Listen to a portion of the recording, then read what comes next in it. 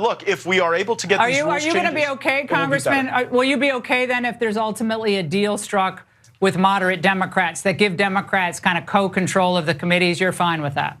No, absolutely not. That will not happen. There are two potential scenarios here. No, listen, I'm on the floor, Laura. These 212 Democrats are going to vote for Hakeem Jeffries every single time. He is a historic candidate for them. They are not going to cleave off under any circumstance. I assure you that if Democrats join up to elect a moderate Republican, I will resign from the House of Representatives. That is how certain I am. I can assure your viewers that won't happen. A tantalizing offer there. Just might resign if they make this deal. He's guaranteeing it. He's basically saying, I've talked to them, trust me, they're all on Hakeem Jeffries. I think that might make some sense. He's probably right about that. But either way it goes, this is where it's now come down to.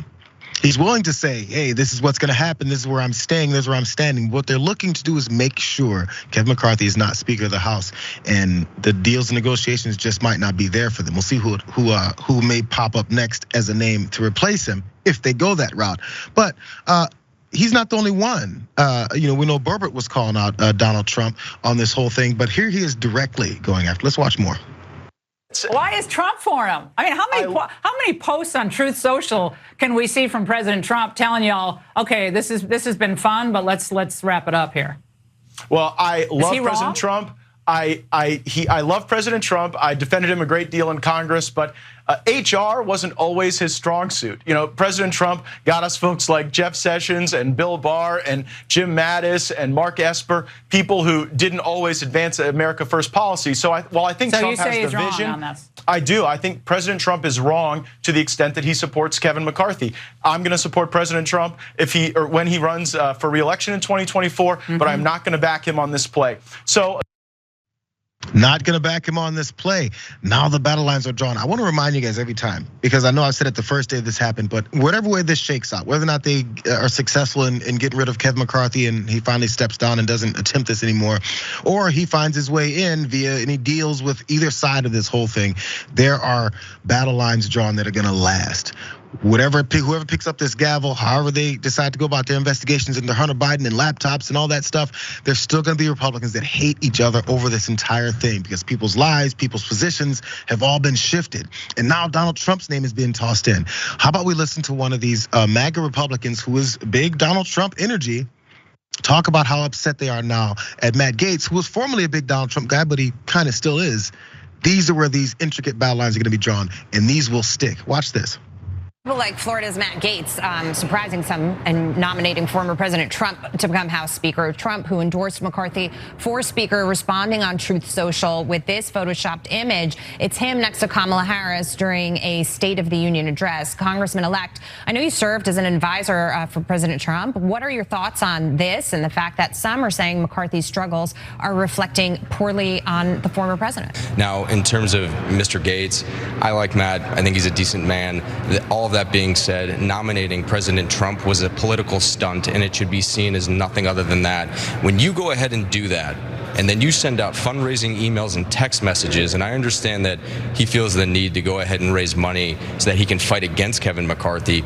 We don't need to be raising money off of this. To me, that's a self-serving individual putting yourself before the conference and the American people. And that is why this is so upsetting, and I hope the American people can see this for what it is.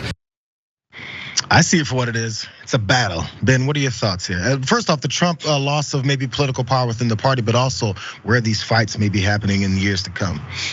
Yeah, most definitely. I mean, because here's the thing, 1 or 2 votes to get concessions and people will be like, okay, you just want concessions and you're like the Freedom Caucus or whatever. But it's been 3 days and I don't see any end to this, right? And so how are Matt Gaetz and the Clown Caucus gonna have any type of deal with Kevin McCarthy in the future? It doesn't make any sense. It'll be a lot easier for them to find 5 Democrats than to find any of these clowns to because they're just not gonna work with them. Another thing is nominating Trump for Speaker of the House is deeply hilarious because Speaker of the House is a real job. When you're the president of the United States, you can delegate basically everything that you do and just say something and people will go do it. But Speaker of the House, you actually have to show up every day, right? So Donald Trump in no way, shape or form would even want to be Speaker of the House. He just that's just a random ridiculous aside. And I think when it comes to drawing battle lines here for the future, I think the clown caucus really has just established themselves as being like just alienating themselves from the rest of the Republican Party, which is honestly good for America, right? This is good for the country because it means the people pushing the absolute worst of the worst ideas are alienating themselves even from their potential allies. And with Donald Trump is going to follow the money and he's going to follow the power, right? And so it's very clear that Matt Gaetz is not in power and that Kevin McCarthy has way more power than Matt Gaetz does. And so Donald Trump is going to align himself with Kevin McCarthy and not Matt Gaetz. And so unless Matt Gaetz magically changes this, he is going to continue to be sucking up to somebody who really doesn't want to hear from him. I want to ask you this quick question about this, slightly related, because there was the attempts when many folks on the left were trying to force Nancy Pelosi to have a different approach to the speakership, and many folks said you guys got to hold out and basically do what these Freedom Caucus members are doing, to the extent that they're doing it to force that vote. We know all that whole thing happened, and many folks are now saying, look at these Republicans, these crazy Republicans, the Gaetzes and the Boberts are actually doing the work. How much are you buying that? Why or why not? Because to a degree, I can see if you're really trying to force something, but what is that end game, and are these people principled in that approach? What is it that they will take? Because if the AOC groups got what they wanted, would they continue just to not go for this? Yeah, I mean, the thing is, like, what did these people even want? What they wanted then was like a vote on Medicare for all, which we know would have failed, right? So like, okay, so you want AOC to be a pariah in the House for a vote that we know is gonna fail? Like, it's just ridiculous. And because I think what we see with Matt Gaetz right here is a testament to the fact that forced to vote was always kind of ridiculous. Without a viable alternative to Speaker of the House, it doesn't make any sense to do that whole forced to vote thing, because fundamentally, like, Matt Gaetz and this clown caucus, they're ruining their careers, right? They are turning themselves into pariah within the Republican Party, barring some sort of major electoral shift across the country.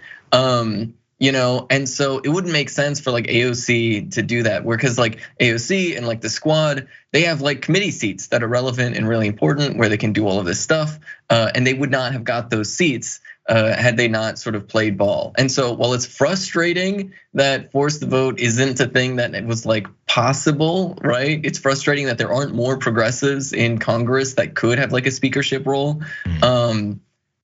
Like that's just we live in the real world, and this is the material reality. And there's plenty of problems with the way the government works, and it's slow burning and slow moving. And yeah, I wish it would happen quicker. But this is the other part. There's plenty of people in each aspect of the party. We complain about establishment Democrats, just like many Republicans complain about establishment Republicans. They're still there. So are their voters. It's just the way these things work. And again, like I said, nobody's against getting that progress. Let's find a way to get that progress. I don't know if these Freedom Caucus members are getting their progress. We're still trying to figure out what the hell that progress is they want. I think it is, we just don't want Kevin McCarthy. And that's fine if that's what it is. Say it.